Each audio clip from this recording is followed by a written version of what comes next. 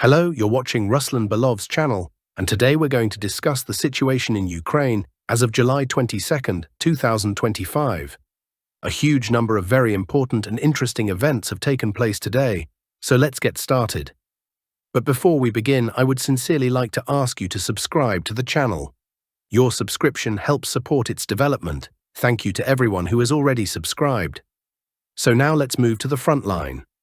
There is a lot of interesting news today. We begin with the Sumy sector.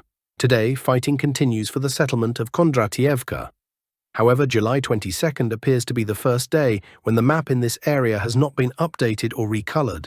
There are two possible reasons for this. Either the Ukrainian side managed to fully clear the settlement, or the Russian side managed to stabilize the front line and is now conducting counterattack operations. Meanwhile, Russian units continue advancing slightly eastward in the area of Yunakivka and the village of Voracina. Today, pro-Russian sources and news channels are publishing these images. We can see a building in the southern part of Voracina and two Russian soldiers who have raised both the Russian Federation flag and the banner of the unit that participated in the clearing of this village. This building has been geolocated precisely at this point. And based on these geolocated visual confirmations, we are fully coloring Voracina in favor of the armed forces of the Russian Federation. Next, we move to the Kupansk sector, where the most interesting developments are occurring on the Lyman axis. Today we're seeing many crucial adjustments and confirmations of previously contested areas. Let's look at how the map has changed over the past 24 hours. As of yesterday, the areas near Novoe, Zelenaya Dolina and Torske were considered grey zones or contested areas, as some cartographers and analysts claimed they were under Russian control. Today, geolocated footage has appeared confirming this control. In this footage, we see a series of FPV drone strikes on Russian assault units advancing through forest belts toward the settlement of Shandrigalovo. Some of these episodes have been geolocated, and based on them, map updates are being made. We can see that the Russian army is gradually leveling the front line and moving toward the eastern and northeastern parts of Shandrigalovo. This is a key settlement. After it, an operational window opens to the south toward Drobyshevo and Lyman itself. Simultaneously, a large amount of geolocated footage is emerging from the settlement of Stavki. Here, mainly Russian drones are operating, targeting equipment, supply lines, and infantry. A form of control has been established over this area with the goal of destroying reinforcements and reserves. The Ukrainian side is attempting to transfer from Lyman northward to stabilize the front. But it appears Ukraine is suffering heavy losses. It seems the Lyman direction is entering a final or decisive phase, with Russian movement now observed not only toward Shandrigalovo, but also toward Torske. Footage confirming the presence of Russian soldiers in the central part of Torske along Centralnaya Street is emerging. Ukrainian artillery and FPV drones are targeting these Russian troops as they move through the village. Based on this footage, map recoloring has been done.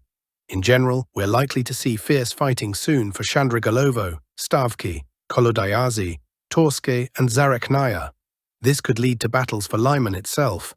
Now we move to the Konstantinovka sector. There is interesting information, starting with the Chassiva direction. Today, some cartographic services updated the map to show that Russian forces have advanced northwest of Chassiva and taken control of a network of strongholds in the direction of the village of Maiskoye. We'll see whether fighting is already underway for this village or will begin soon. We've discussed this area many times before.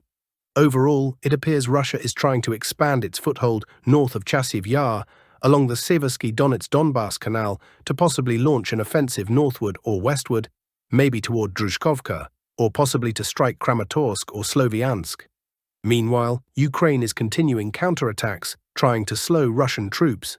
Strikes are being carried out on central Chassiva, indicating efforts to delay Russian advances, while also confirming Russian control of these areas. Slightly further south, fighting continues for the Klebenbike pocket. Today, minor adjustments were made to the western and central parts of Yablunivka. Some experts report that Russian forces have cleared the central and western parts of the village. Ukraine retains control of the eastern part, although some pro-Russian experts claim the entire settlement is now under Russian control. No confirmed geolocations have yet been published to verify this, so we await further evidence. Meanwhile, in the southeastern part of the Kleban-Bik pocket, Ukraine is trying to move in reinforcements and stabilize the front line, keeping a narrow corridor open from Sherbanovka northward to Konstantinovka. However, today we received another batch of footage showing that all equipment trying to move along Road 0524 and near Katerinivka was destroyed by Russian drones. The situation here is dire. Still, Ukraine continues to hold the line. Russian forces are now striking the city of Konstantinovka itself, gradually preparing it for assault operations. These likely won't begin this month, but may take place during the upcoming autumn campaign. Now we turn to the northeastern part of the Pokrovsk agglomeration, particularly along the N32 highway. Important updates are coming in. Russia is steadily expanding its control in the northeast. Today, footage has emerged from the settlement of Poltavka, showing Ukrainian FPV drones dropping explosives on Russian assault troops. Based on this, recoloring has been done on the map. Around 10 to 20% of Poltavka is now marked as under Russian control, especially the southwestern outskirts. It appears the fighting will intensify until the village is fully cleared. That's regarding the northern section of the N32. Southeast of the Pokrovsk agglomeration, the key news is from the Fedorovka-Boykovka-Mayak Novotoretskoye line. Today, the Russian Ministry of Defense announced that the center troop grouping has fully cleared Novotoretskoye. Based on their report, the map has been updated. Moreover, pro-Ukrainian cartographers also made an important update, showing that a large stronghold northwest of Novotoretskoye has also come under Russian control. This includes a network of fortified positions. According to their data, the entire defensive line from northern Novoekonomichne to Mayak is now under Russian control, dozens of strongholds, possibly even battalion-level ones. Moving further south, Fedorovka is reportedly under Russian control, according to neutral cartographers.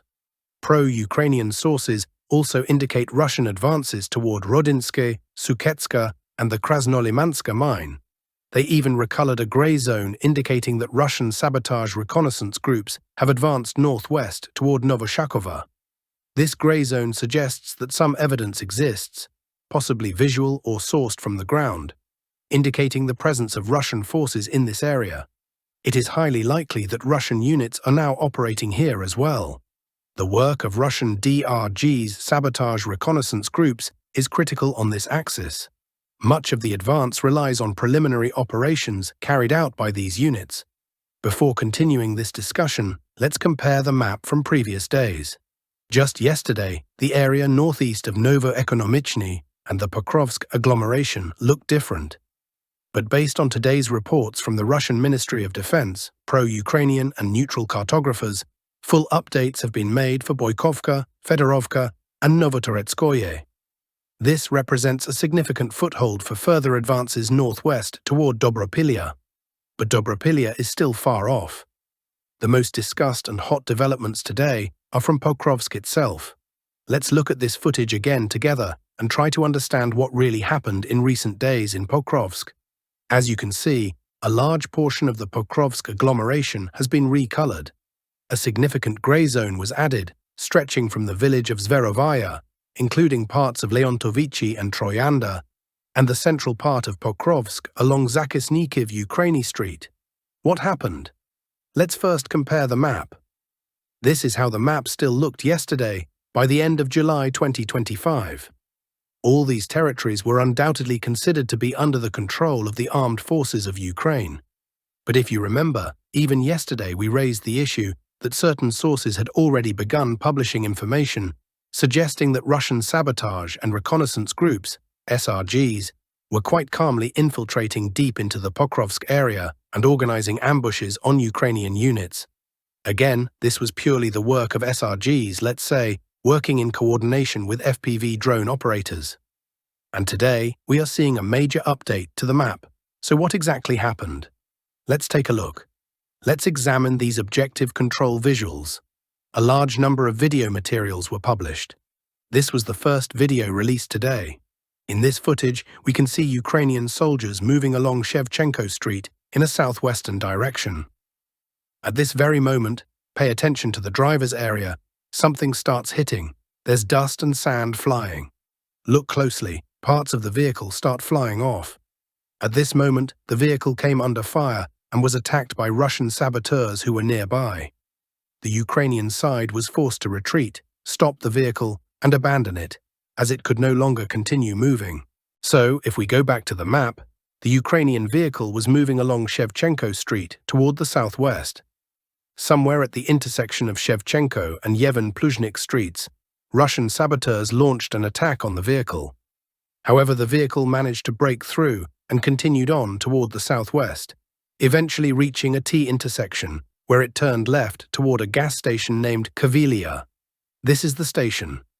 At this point, the vehicle came to a complete stop, and the Ukrainian soldiers exited it to take up more secure positions. This is roughly how the situation unfolded today in this particular settlement. And apparently, based on the footage, the strike was aimed at the driver's seat to force the vehicle to stop, perhaps even to cause an accident, seemingly to make things easier for the Russian saboteurs to follow up. However, given that the vehicle ultimately turned left toward the gas station, we can assume that the Russian saboteurs were located somewhere around Danilo Shumuk Street and also near Yevhen Pluzhnik Street. So it was likely from this area that the attack was launched. Later, additional footage appeared from different angles. Here we see a Russian drone flying in to finish clearing the area. At the beginning of this footage, we can see the vehicle left behind by the Ukrainians. The drone flies overhead to either finish off the vehicle or scan the area for more Ukrainian soldiers. Here's the same footage from another angle. At the moment when the Ukrainian vehicle turned left, one Ukrainian soldier first jumped out. Then the vehicle stopped completely, and all remaining soldiers exited it and began taking cover in nearby buildings, only to fall into an ambush set by Russian SRGs. That's the story, and now everyone is puzzled by one main question. How exactly should the map be updated? Perhaps everything needs to be marked as under Russian control, even up to the center of Pokrovsk. Ukrainian sources confirm that yes, such an incident did occur and that they are now trying to conduct stabilization operations to capture Russian SRGs. But so far, these are only words. There are no objective control visuals or videos confirming the so-called capture of Russian SRGs from the Ukrainian side. There is only information that someone was caught and someone wasn't. But this is likely said to prevent panic among Ukrainian troops currently trying to hold the line. In fact, based on this situation, they now find themselves in a semi-encirclement within the Pokrovsk agglomeration. Let me remind you that just yesterday, footage surfaced from near the settlement of Zverev. Let's take another look. This footage was released yesterday, showing a Russian soldier, possibly part of another SRG, moving through Zverev and Leontovichi, advancing deeper into Pokrovsk. So overall, the situation seems to suggest that there are no Ukrainian units at all in the southwestern part of this settlement. It appears that this area has become a sort of kill zone, meaning that anyone entering has a very low chance of getting out. That's why the Ukrainian side is now trying to stay closer to the citadel, that is, the southern and southeastern parts, and also to the defenders of Ukraine Street. However, even defenders of Ukraine Street is no longer continuous from a defensive standpoint. As we see, ambushes are now being set almost in the center of the town, practically near the railway station. This is very bad and sad news for the Ukrainian units. There is a very high probability that seeing this weak point in Ukraine's defenses, the Russian army might push hard, and the entire defense of Pokrovsk and the Pokrovsk agglomeration might collapse as a result. Next, we move on to the Dnipropetrovsk direction. There are also updates here. Today, both pro-Ukrainian, neutral, and pro-Russian cartographers note the gradual pushing back of Ukrainian positions in the fields, as well as slow and steady progress toward the village of Novopavlivka. Russian units are getting closer and closer to the village of Filia, located south of Novopavlivka.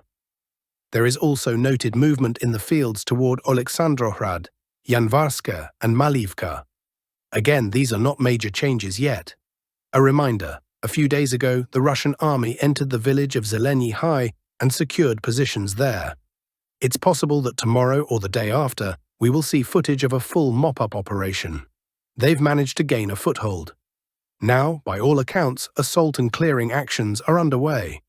On the Zaporizhzhia front, Very interesting footage was published from the direction of the village of Malotokmachka.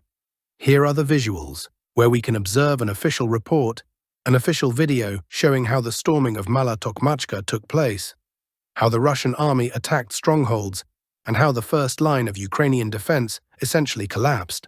There are many clips showing strikes on the former penal colony, as we can also observe. Footage of advances has been documented, including several key moments. One moment on this video was recorded in the eastern part, on this street, and based on it, a small update to the map was made. There is a strong possibility that the Russian army currently controls a much larger portion of Malotokmachka, but no additional geolocated visuals have been obtained from this angle. However, more information will likely appear soon. And that's all, dear friends. Thank you for watching. Please subscribe to the channel, leave a like, and all the best to you.